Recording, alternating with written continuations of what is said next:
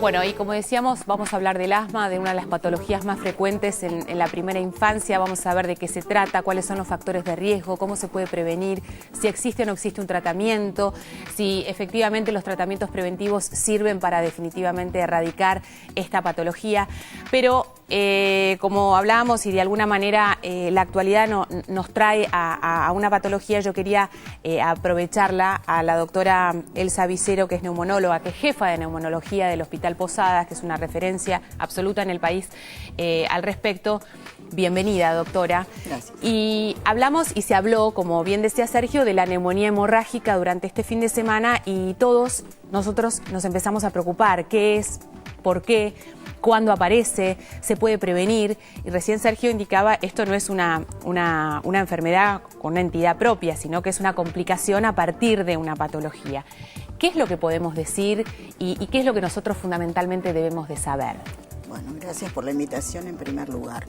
Esta enfermedad que tuvo la hija de Pampita, en realidad nosotros no conocemos exactamente qué pasó y me sumo, bueno, a las condolencias al grupo familiar y a lo que dijo Sergio. Sí. Al no conocer uno no puede hablar mucho y esto es totalmente respetable porque aparte los diagnósticos son secretos médicos. Una hemorragia pulmonar puede ser ocasionada por muchas agentes etiológicos virales o bacterianos y otros que no son de etiología infecciosa. Por ejemplo, por ahí es conocido, se mencionó en un momento el antivirus, que es un virus que lo provocan el ratón colilagro, que el ratón es el vector de este virus que puede provocar hemorragias.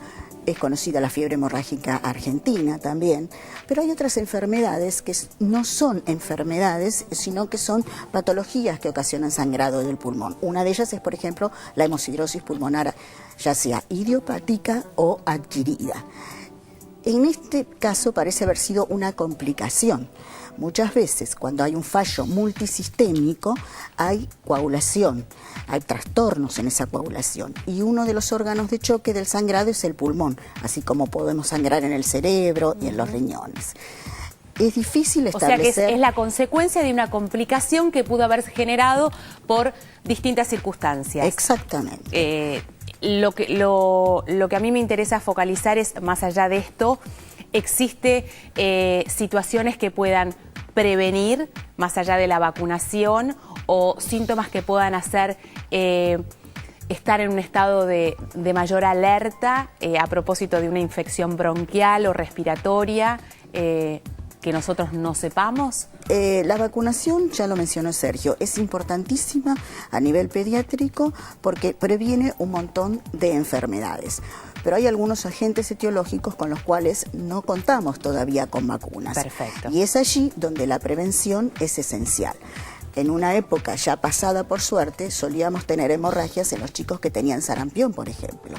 Gracias a la introducción de la vacuna en el calendario, esto se evita. Estamos en vías de introducir también la vacuna de la varicela, aunque muchos chicos ya la tienen, pero es importante introducirla también en el calendario de vacunación. Fenómeno. La prevención pasa por ver cuáles son los factores de riesgo.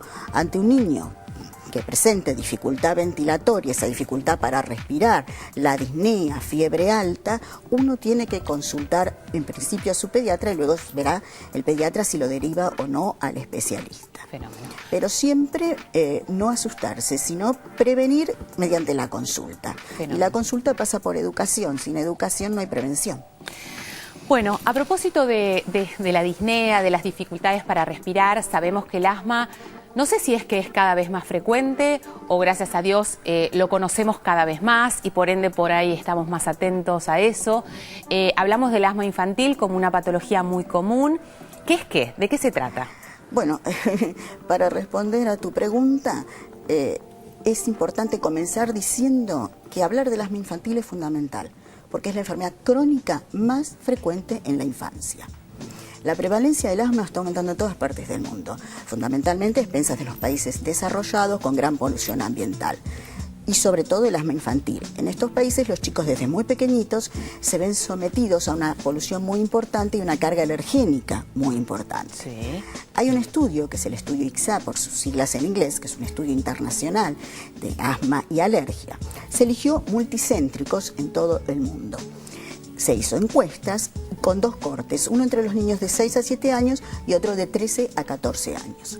Los resultados de este estudio indicaron que la Argentina tiene una prevalencia intermedia, esto es entre un 10 a un 20%. Por supuesto, considerando las diferentes áreas geográficas, los grupos étnicos, la polución ambiental de las diferentes zonas. Y en nuestro país ese 10 a 20% está fundamentalmente en el corte de grupo etario de 6 a 7 años. Es una enfermedad que asusta, que tiene mucho tabú, hay mucho de mito urbano. Muchas veces las mamás, cuando uno le dice que el niño tiene asma, ya eso de por sí genera un profundo rechazo. Exacto. Hay que saber que existe una fuerte asociación entre asma y rinitis. Si uno conoce la rinitis, la trata adecuadamente, va a poder disminuir la sintomatología del asma. Otro elemento que para mí es muy ¿Qué es la rinitis? ¿El moco permanente, digamos? La rinitis es el moco permanente, ese goteo nasal, esos moquitos transparentes que suelen tener los chicos. A veces es perenne y otras veces es estacional. Es más en otoño, más en primavera, por ejemplo. Fenómeno. Puede ir acompañada de crisis de estornudos, de lagrimeo ocular, de prurito nasal también. Las mamás, cuando llegan a las consultas, una de las primeras preguntas que surgen es si el asma se hereda, que es lo que vos mencionaste recién. Y la respuesta es sí. El asma es una interacción entre muchos genes, es poligénica, y el medio ambiente. Existen lo que se llaman fenotipos. ¿Y qué es un fenotipo? Yo les digo a las mamás, es una característica que expresa algo. Unos tienen ojos claros, otros tienen ojos oscuros. Entonces, el tener ojos claros o oscuros es el fenotipo, es la expresión de una característica genética. ¿Y para qué nos sirve conocer los fenotipos a nosotros los neumonólogos? Bueno, para poder establecer un pronóstico y un tratamiento, una evolución. Creo que es muy importante recalcar que es una enfermedad, como te dije, es la enfermedad crónica más frecuente en la infancia, que genera muchas consultas, tanto en forma ambulatoria como en emergencias o salas de internación. En la época invernal llega a ser el 65 a 70% Ahora, de las consultas. Perdón, doctora, pero más allá de los números, ¿cómo me doy cuenta? ¿Cuáles son los síntomas? Bueno, Estoy en casa y ¿cómo registro, cómo tengo noción de que esto amerita una consulta y que cuando se repite muchas veces en el año, esto puede efectivamente llevar a un diagnóstico más importante? Yo empezaría por la definición. Si hablamos de la definición, vamos a responder en parte esa pregunta. Dijimos que era una enfermedad crónica. A esto le tenés que agregar que es inflamatoria. En el pulmón existen células, eosinófilos, linfocitos, mastocitos, que frente a diferentes estímulos reaccionan. ¿Y cómo reaccionan? Reaccionan con inflamación. Esa inflamación se traduce en obstrucción, se cierran los bronquios, que son como unos tubitos por donde el aire entra y cierra. Yo les suelo decir a las mamás, lo comparo con un árbol. Digo, yo tengo el tronco, luego las ramitas de más grandes a más chiquitas y la copa. Si yo invierto el árbol, coloco sus raíces para arriba, acá voy a tener la gran vía aérea, la tráquea, luego los bronquios que van disminuyendo de su tamaño y la copa del árbol serían nuestros pulmones. Dijimos crónica, inflamatoria. Nos falta decir que la sintomatología que da esa obstrucción, que son las sibilancias, los famosos silbidos, la dificultad para respirar, esa sensación de opresión en el pecho, esa angustia que causa tanto al niño como al grupo familiar, se ve modificada total o parcialmente, a veces en forma espontánea y otras veces con medicación broncodilatadora. Cuando llega un paciente a la consulta con su grupo familiar, basamos el diagnóstico de asma en 2 grandes pilares. Uno en la obstrucción, la broncoobstrucción, y otro en la reversibilidad de esos síntomas. Como en todas las enfermedades, y Sergio lo sabe muy bien, el principio empieza por el interrogatorio, por la anamnesis. Entonces lo hacemos a los padres y si el chico es más grande, también lo incluimos en nuestro interrogatorio. Preguntamos si el niño tiene tos, que es uno de los síntomas muy frecuentes, si esa tos es productiva, es catarral, o si esa tos es seca, irritativa, que aparece frente a determinadas circunstancias, como son los cambios climáticos, otoño, primavera, la humedad, frente a las actividades físicas, el ejercicio que el chico realiza en el colegio, en el club, o en los niños más pequeños, aún una risa, el llanto, la alimentación, son ejercicios. Yo hago la salvedad siempre que existe un grupo de niños que tienen tos seca, irritativa, nocturna, con despertares y que es el único síntoma y estos niños también son asmáticos.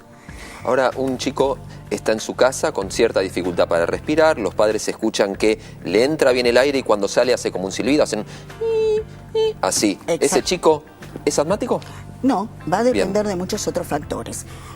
por un lado el interrogatorio, la anamnesis, a esto le vamos a sumar si tiene antecedentes de rinitis, de atopías, de eczemas, le vamos a sumar si estos episodios son desencadenados fundamentalmente en un medio cerrado, en donde puede haber muchas gentes resfriadas. Los rinovirus, que son los agentes que provocan el resfrío, pueden ser desencadenantes de crisis asmática. Ahora, yo escucho eso en mi hijo. Sí. ¿Qué tengo que hacer? Bueno, tenés que consultar, pero vos como Bien, médico sabés consulto. qué tenés que Voy hacer. a la guardia. Vas o a Sí. un pediatra o neumonólogo o, en los casos es que esto sea muy grave, a las guardias o centros de emergencia. Me hacen aerosol con el broncodilatador. Responde bien mi hijo. ¿Es asmático?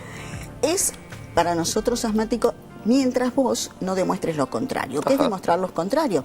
Descartar todas las patologías diferenciales. Si vos a la anamnesis le agregás que tiene antecedentes atópicos, personales o familiares de asma, tenés un apoyo más. Y si el niño es más grande, terminás apoyando tu diagnóstico en los estudios funcionales respiratorios. Ahora, cuando un padre le dicen, su hijo es asmático, el padre dice, ¿cómo me va a decir eso, doctor? Piensa, va a tener que estar toda su vida con el aerosol, llevarlo a todos lados. ¿Es así? Sí, en general es lo que dije al principio, es una enfermedad que todavía asusta, que hay mucho tabú, pero esto se hace a través de la educación y la prevención. En realidad uno tiene que definir dos grandes grupos. Uno es el chico que tiene episodios muy leves en el año, menos de 2 o 3 por año. Bueno, esto es un parámetro que es importante reforzarlo porque de eso se trata. Los padres llevan al chico a la guardia, tal cual explicó Sergio, le diagnostican el tratamiento, el chico se recupera. Ahora, no lo registra la madre, es un episodio respiratorio más. ¿Cuántos de estos episodios se deben repetir en el año o en el transcurso de una cantidad de meses determinado para que la mamá sepa recordarle esto a la persona que me atiende? Miren que ya vine por quinta o sexta vez con el mismo cuadro para que el médico tenga herramientas más allá de esto y pueda tratarlo de manera preventiva. Por eso, si esos episodios son leves, duran poco, y el niño solamente es rescatado de la crisis abriéndole los bronquios con los broncodilatadores y son menos de 3 episodios en el año y no tenés ninguna de las otras cosas, ni Claro. rinitis, ni eczema, y si son chicos más grandes, las pruebas funcionales también te certifican, eso constituye un asma, pero es un asma intermitente, episódica, leve.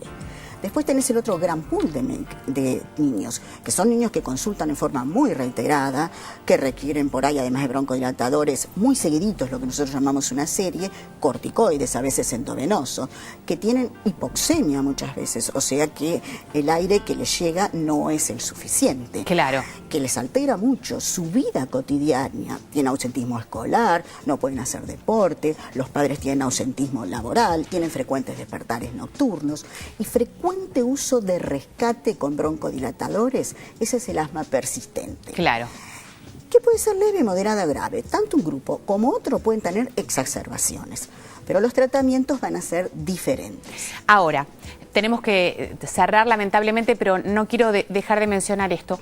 ¿Ayudan estos tratamientos preventivos? Porque Sergio hablaba de que los padres se asustan, que les cuesta mucho asumir esta realidad y por eso no toman la responsabilidad de realizar estos tratamientos preventivos que posiblemente los ayudarían a estos niños a evitar tener crisis.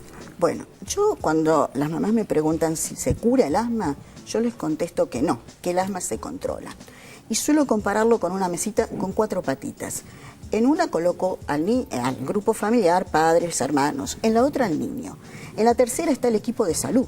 El pediatra, el neumonólogo, el psicólogo, el kinesiólogo, con el arsenal terapéutico con que contamos en estos momentos. Sí. Por suerte, todos los días hay avances, se conoce más de la fisiología, de la historia natural del asma y esto se va modificando. Pero la cuarta pata de la mesa, y que para mí es fundamental, es la educación.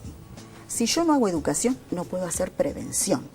Y si no hay educación, hay muchos fantasmas. Siempre peor la fantasía que la realidad. Claro. La educación me permite disminuir el nivel de emociones en el grupo familiar y en el niño, con lo cual el tratamiento va a ser mucho más efectivo. Perfecto. ¿Y cómo trato a los niños? Bueno, los broncodilatadores abren los bronquios, son para las crisis.